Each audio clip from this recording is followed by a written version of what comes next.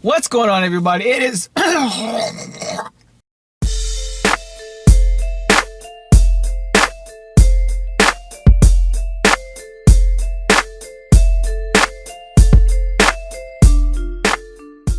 What's going on, everybody? It is Focus 200 here, coming at you with another kind of not law video, but my own little laws of cleaning cars. Now, I haven't been able to do much detailing videos because it has been so hot. Fire has been going on in the valley and there's been ashes all over the car. So I'm not going to be washing the car and then the next day it being all ruined. So I'm going to give you about 5 to 8 things that car detailers at home do very, very wrong. So let's get into the video, guys. Number 1, washing your car in direct sunlight. Now, it's really, really hard sometimes, especially if you don't have shade around your house, like especially at certain times of day. But I've noticed a lot of people in some videos and sometimes just driving around town, it's high noon, it's like 110 degrees, and they are washing their car in direct sunlight. Now, what that does to the car, it's like the soap dries really, really fast on the car, especially if you have a black car, because black attracts a lot of heat. Now, washing your car in direct sunlight is very, very bad because the soap dries up very, very fast. And then you just have to keep spraying down your car with soap, water, and then it's just a pain in the ass to dry. So drying in direct sunlight or washing in direct sunlight is a no-go. Number 2 is using a dirty wash mitt or an unclean wash mitt. Now, doing that is kind of good and kind of bad. It's like when you ever use a wash mitt, there's always grains and like dirt and stuff like that that can really mess up your car. If there's a giant rock in there, it'll scratch up your car. Just go out, I think the shelf life for a wash mitt is about maybe a half a year. So each, every 6 months, always go out and buy another one.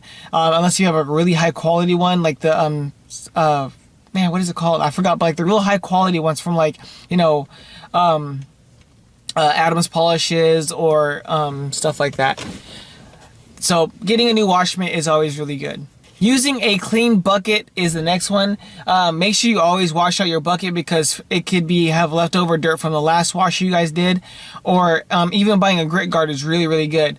I don't have a grit guard on my buckets that I have on my buckets, but using a grit guard is really good because if you do have an older wash mitt, which I said in the last number, you can always just scrub the bottom and it knocks off all those extra dirt and particles and all that stuff. So using a wash mitt or a grit guard and a clean bucket is really, really good for your car, and it's good for your mitt because it'll make it last a lot longer.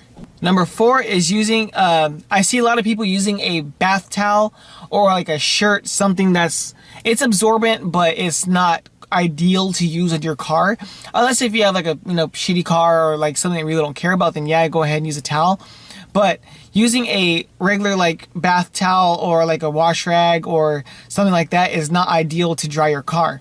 Now, the proper way to do it is using a chamois, a waffle weaved towel, drying towel, or something like that you can find like Adams Polishes or any detailing, like actual detailing place or product.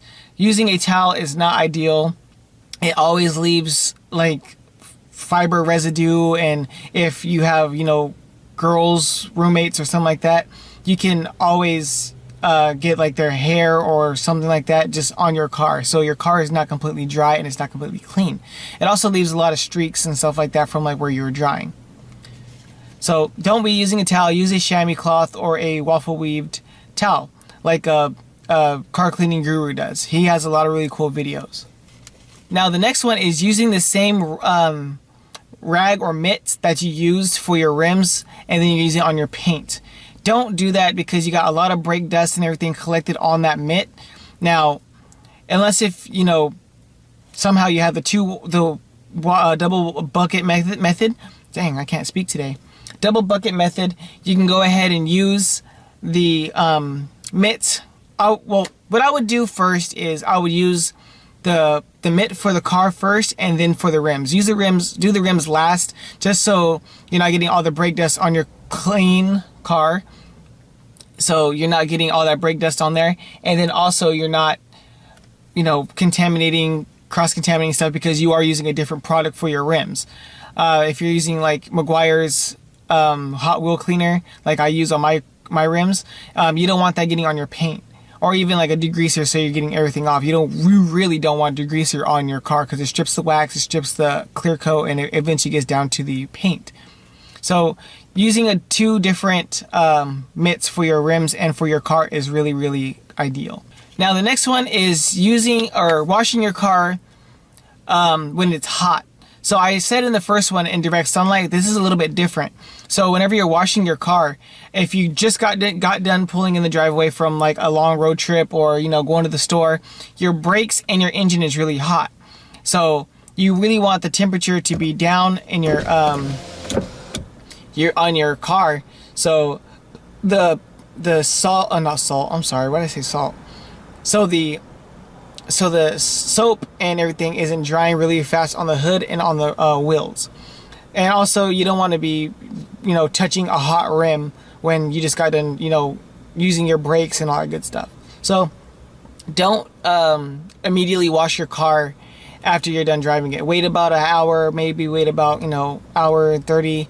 Have a beer in between, you know, just so your you know, car is really big no-no is using dish soap like Dawn, Palm Olive, anything that's like for dishes, because that once again is like a degreaser. So it strips the clear coat off of your car, unless if you're gonna, or the wax off of your car, unless if you're gonna go back and wax it again, that's totally fine. Or if you're using it just to clay bar your car, that's totally fine.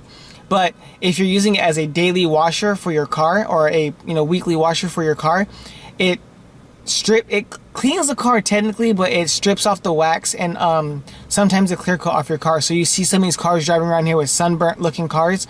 That's basically what it does.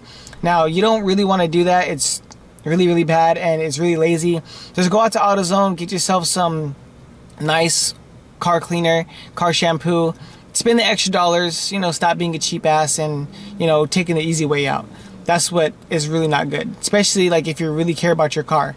Don't, you know, go ahead and say, Mom, I'm gonna use a dish soap for car washing. I did that on my old car and I can see certain spots where like it ate up my clear coat. Hopefully this is very informative to you guys. This is kind of off the fly. I have work in a little bit, so I decided to make a video for you guys. If you guys are gonna be, like I said, in the Malibu area, the car meet is still going to be going on. I'm just trying to find a place to stay for that day. I'll be leaving the 12th and the meet is on the 13th. So I'll be hanging out with my brother and everything. But other than that, I hope to see you guys there.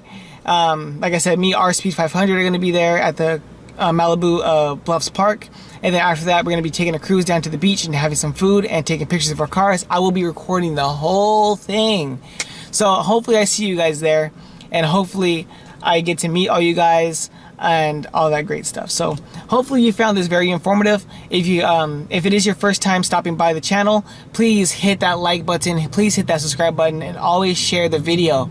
It really helps me out, and it really God, I'm getting sick.